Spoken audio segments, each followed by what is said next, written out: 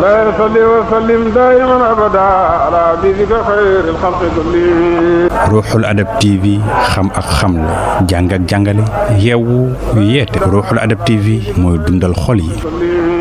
talaata ñaar fukki fan ci weeru janvier ñu ngi fii ci Kano tey nag invitation buuru Kano la ñu am muy Mouhamed Sanoussi Tout Mouhamed Sanoussi Sani bii nag ginnaaw bi nga xamante ne ni amal nañ gàmmu Katsina bi ci samedi bi weesu tey talaata ji moom moo aye ndax moom moo invité délégation bi nga xam ne moo bàyyeekoo Medina Baye ci njiital Cheikh Mouhamadul Khoureychi Ibrahim Niass ak ay rakkam ci góor ak ci jigéen waaye ak taalibe yi nga xamante ni ñoo nekk Nigéria ak ñi nga xam ne ñoo bàyyeekoo Sénégal. ci waxtaan wi Cheikh Mouhamadul Khoureychi moo tàmbali jël kàddu waxtaan ci relation Baye ak famille Sanoussi waaye itam bi ñu paree buur bi di Cheikh Sanoussi ci boppam Mouhamed Sanoussi Sani moom itam jël na kàddu wax ay kàddu yu rafet. ok gàmmu bi ñu jógewoon ak seen barke pour ngeen ñaanal ñu dëkk bi am jàmm te dëkk bi am développement waa dëkk bi nekk ci jàmm te ñu maa ngi koy wax ne suba incha allah. ëpp doole délégation bi dañuy jógee fii dem pour loolu moo tax ñu am bi pour ñu ziyaara so ñu ngi bëgg a jox sëriñ bi kàddu pour mu wax. bismillahi rahmaani rahim wasalaatu wasalaamu ala xayri xalqillahi sayyidil awwalina wal axirin سيدنا ومولانا محمد وعلى آله الأطهار وصحابته الغر الميامين صاحب السمو أمير سنوسي الثاني وخليفة الشيخ إبراهيم في نيجيريا جئنا وهذا شرف لنا أن نجلس في هذا البيت العتيق وهذا البيت الكريم البيت الذي قرر فيه الله الأخوة الإيمانية الحقيقية إنما المؤمنون إخوة من هذا البيت تم التواصل بين نيجيريا وبين كانو وعلمائهم وتجانيهم ونيجيريا بصفة عامة بالشيخ إبراهيم رضي الله عنه لذلك نتشرف بأمر من سماحة الخليفة الشيخ محمد الماحي إبراهيم نياس الذي أوفدنا لنمثله في مولد السنوي الذي يقام في نيجيريا وكانت هذه السنة في ولاية كاسينا ومن سنن هذه الأسرة أن يخطوا خطوات شيخهم وخطوات والدهم وبما أن الشيخ خطى خطوات إلى هذا البيت لا يمكننا دخول نيجيريا إلا أن نأتي إلى هذا البيت ونتصافح مع أهلها ونتعارف من جديد معهم ونجدد العهد الذي بيننا وبينكم وبين الشيخ إبراهيم وبين جدكم الأول أمير عبد الله بايرو لا شك أن أرواحهم هنا معنا في هذه الليلة المباركة أتيت مع الإخوة كما قدمهم شيخ تجاني الأول ثاني أول بأمر خليفتنا الشيخ محمد الماحي جئنا إليكم ننقل إليكم تحياته وتمنياته وأدعيته لكم ولكانو ولنيجيريا بصفة عامة نحن حكم الله علينا أن نكون مع بعض لأن الشيخ إبراهيم حين نطق بلسانه بأن كانو هي عاصمة الفيضة لم يكن من محض رغبته أو إنما كان أمرا من الله وتوجيها وإذنا من الله سبحانه وتعالى لكي تكون هذه المدينة هي تمثل عاصمة فيضته وفيضة التجانية.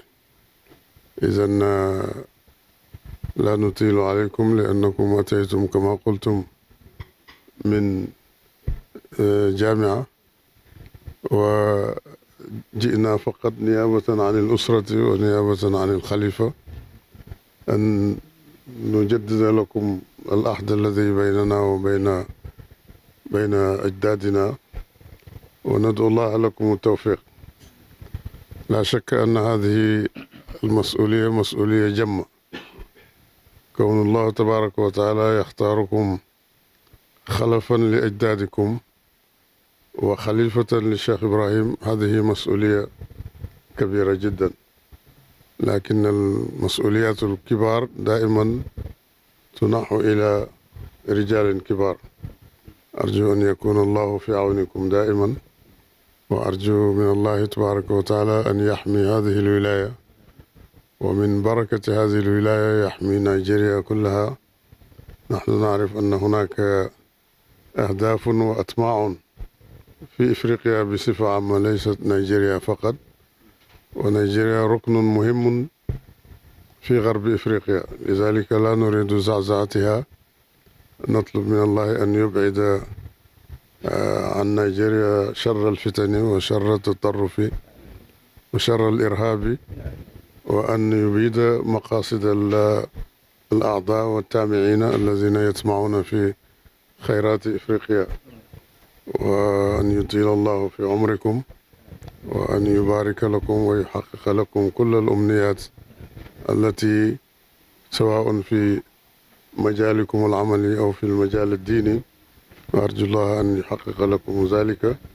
وفي هذه الليلة نودعكم لنعود إلى بلادنا بأجسادنا، لكن قلوبنا معكم دائما هنا في نيجيريا. ونسأل الله تبارك وتعالى أن يتقبل منا هذه الزيارة، ويتقبل منكم أيضا استضافتنا في هذا البيت الذي شم فيه شيخ إبراهيم رائحة طيبة من الأخوة الإسلامية، وجدكم كذلك. نرجو الله أن يشملنا كل هذه الخيرات إلى أن نلتقي بهم ونكون قد حققنا أهدافهم من ورائهم، ويحقق الله لنا أيضا أن نسند هذا الأمر إلى أجيال القادمة لكي تتواصل هذا، لأن ما كان لله دام واتصل، وما كان لغير الله انقطع وانفصل.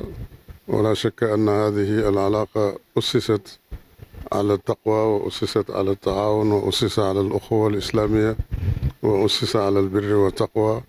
لا نشك في أنها ستستمر، لذلك أتيناكم هذه الليلة، وباسم الإخوة والأبناء الذين معنا والأخوات نتوجه إلى الله ليتقبل منا كل الدعوات، سواء ما قرأناه من الدعاء في كسنا أو ما قرأناه هنا.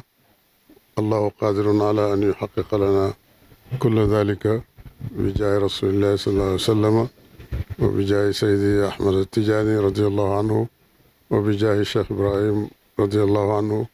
وكل عام وأنتم بخير إلى سنة القادمة إن شاء الله في ولاية أخرى. والسلام عليكم ورحمة الله وبركاته. الحمد لله والصلاة والسلام على رسول الله سيدنا ونبينا محمد بن عبد الله وعلى آله وصحبه ومن والاه.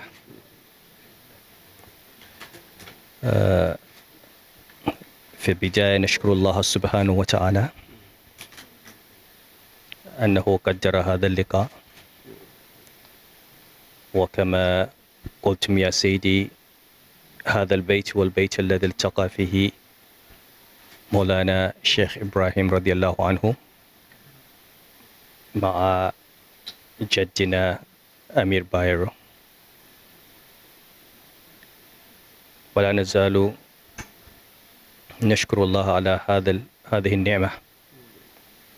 فزيارتكم لهذا البيت بركة لنا والشرف، ولا ننسى هذا الليل. فنشكركم ونشكر الشيخ الخليفة محمد ماهي نياس، ونسأل الله أن يزيده القوة والصحة والعافية. وأن يطيل في عمره حتى نستمر أن نستفيد منه.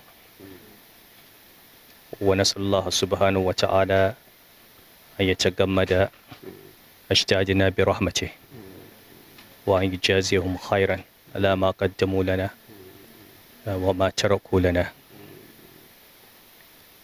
حقيقة أعتذر أولا لأني لم آتي زيارتي إلى مدينة أظن الآن تقريبا سنتين، وهذا أسوأ هذا الظروف السياسية هنا. فأنا دائما أواجه تحديات من السياسيين، وهذا هو معروف منذ ما كنت محافظ البنك معهم. حرب مستمر وهو صراع بين الحق والباطل، والحمد لله بفضل دعائكم ودعاء الآباء الحمد لله قد ردنا الله إلى هذا القصر وقد حقق عملنا، ونسأل الله سبحانه وتعالى أن يديم هذه النعمة معنا. فنشكركم ونشكر الإخوة والأخوات. قال رسول الله صلى الله عليه وسلم: الأرواح جنود مجندة، كلما اعترفت ائتلفت، كلما نكرت انفرت. فنسأل الله أن يديم هذه المحبة في الله وهذه الأخوة. ونحن والله نحبكم ونعلم أنكم تحبوننا، وإن شاء الله هذه العلاقة سوف تزيد قوة وتستمر من جيل إلى جيل. لا أجيد لغة عربية كيف إذن أقف هنا وأتكلم قليلا أيضا باللغة هausa. Assalamu alaikum. ‘Yan uwana san dai ‘yan uwana na Kano suna ji.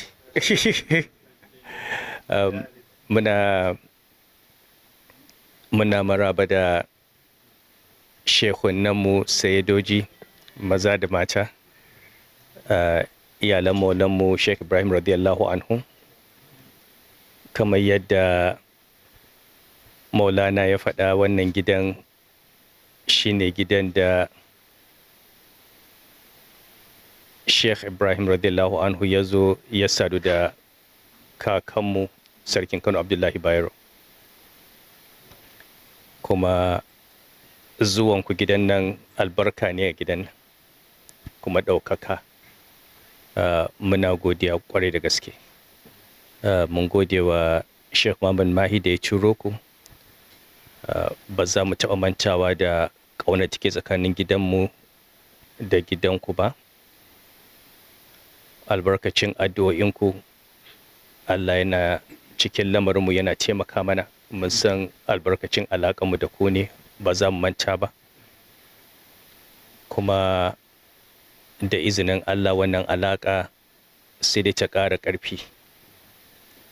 Kuma in Allah ya da har 'ya'ya da jikoki ba za ta yanke ba. Muna gode muku akan wannan ƙauna da wannan girmamawa da karramawa. Muna fata Allah ya mai da ku gida lafiya.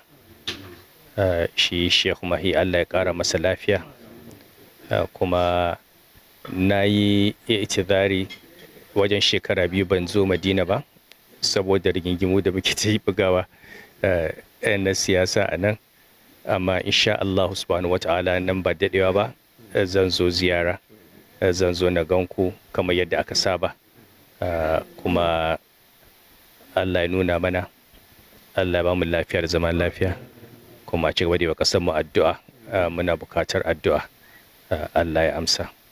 Subhanakallahumma bihamdik ashhadu an la ilaha illa anta astaghfiruka wa atubu ilayk. Bi jokkalante kàddu yi jeexee nag Sanusi jël ay cadeau yu bari jébbal ko ñi nga xam ne ñoo nekk délégation bi ñu gën cee ràññee ay téere yoo xamante ne nii téere yu jullit bu nekk di ittewoo la waaye boroom xam-xam bu nekk di ittewoo. daje bi diire na lu tolloog waxtoo genn wàll bi ñu paree la ñu ñaanalante Cheikh Mouhamadou Khoureysi def ñaan ñu ñaanal nit ñi wàññeeku delluwaat ci delluwaay yi. seen mbokk la woon El Hadj Omar Wagne fii ci Kano kër buur bi ngir CMF Convention des médias de la Fayda.